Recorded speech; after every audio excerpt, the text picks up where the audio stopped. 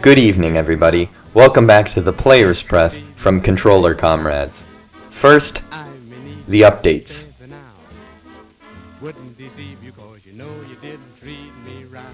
2014 was a good year for gaming. Video game sales rose by 7.5% in the UK. In the US, physical video game revenue has decreased 17% in the first 11 months of 2014 compared to the same time this year, but sales on the digital end have soared 23% in the same time bracket. Although this does raise some questions over production of physical versus digital copies of video games, it is also worth observing the average global internet connection speed of 3.9 megabits per second. Reporters on the ground interviewing gamers have informed me that they are unwilling to wait a week to download Call of Duty and Halo Master Chief Collection. Until internet speeds become marginally faster than snails, discs are not likely to go out of style just yet.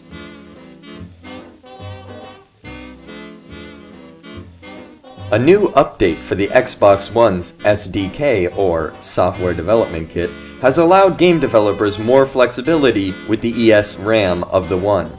For games like Dying Light that are only possible at 1080p at 30 frames per second, this new update will strengthen ties with the game devs and could push Xbox ahead of the PlayStation 4. I'm sorry, I've made a mistake. This new update could push Xbox to slightly less behind the PlayStation. PlayStation is offering their users consolation for their network woes caused by the DDoS attack. All PlayStation Plus members or people with free trials have received a membership extension of 5 days. In addition, Sony announced a 10% discount code to all PlayStation Network users, good for a one-time discount of a total PlayStation Store purchase. With a deal like that, it may be worth it to put up with PlayStation cyber troubles which have rendered it as useful for internet as the Dreamcast. Boyd Multiword, a longtime Microsoft employee, announced on Twitter on Monday his departure from the company. Multiword was responsible for the creation of Xbox Live and the XNA programming language, as well as helping Xbox One's core architecture. Multiword's departure was not due to any controversy. This is only part of a new trend where people leave jobs with high salaries to pursue hobbies such as world domination or chess.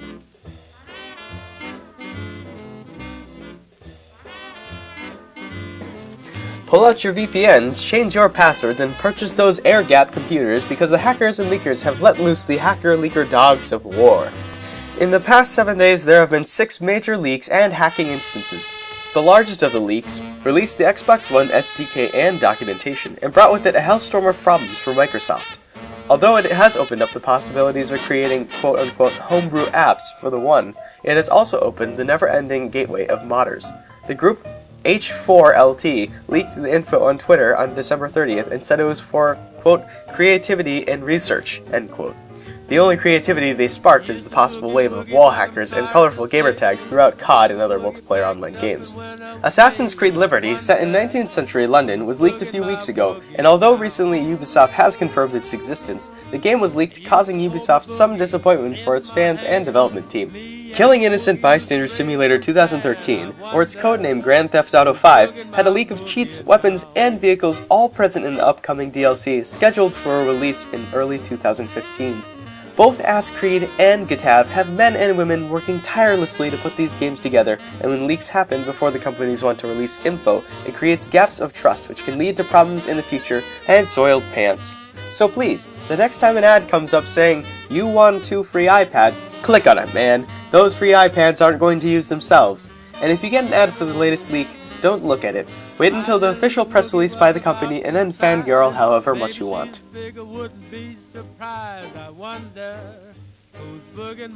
Hacking has been under the guise of advanced cyber warfare this past week, as many companies have suffered the crushing blow of these elite hacksaws. The largest of this being the PlayStation Network and Xbox Live services that were offline for 4 and 3 days respectively due to a series of cyber attacks.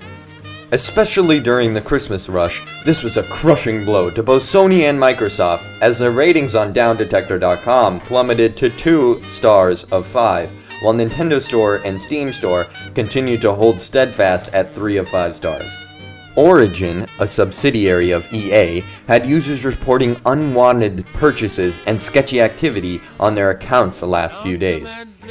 quote, "Privacy and security of user account information are of the utmost importance to us. We encourage players to use Origin user ID and passwords that are unique to their account," end quote, was a response to the stream of reports. "Thank you, EA, in case one tries to log onto their account using someone else's username and password." There were more details on this, but it was $9.99 for the detailed DLC. And finally, the ever-so-glorious PC Master Race was finally taken down a peg this week during an NVIDIA network breach. Hundreds of employees had to change their passwords due to a breach in their security. No corporate data has been reported missing, so for the time being, it's safe for NVIDIA and its users. Safe in the same sense as a shark biting off your leg and then swimming away. You know it'll come back to bite you in the ass soon enough. With all of this hacking and leaking, it feels like a lumberjack convention on a pirate ship. But fear not, young viewer. As long as you don't have any connections to large companies and have never been on the internet, you'll be fine. Now we move on to the provocative side of the gaming industry. Hatred, a video game where you play as a serial killer bent on taking as many people's lives as possible before losing his own, was greenlit on Steam on Tuesday.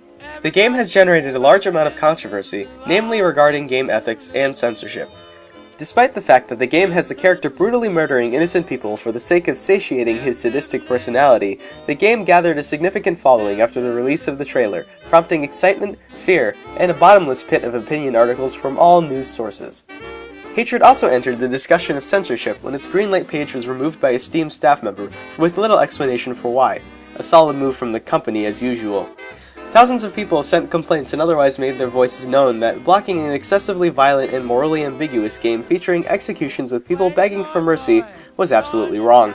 On the other side, many people voiced their own opinions that a game that they would have never otherwise seen if it hadn't generated controversy should be removed for hurting their feelings.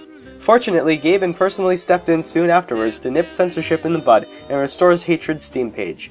Regardless of what people's opinions now, the game has picked up steam. To all the viewers, you have the right to an opinion.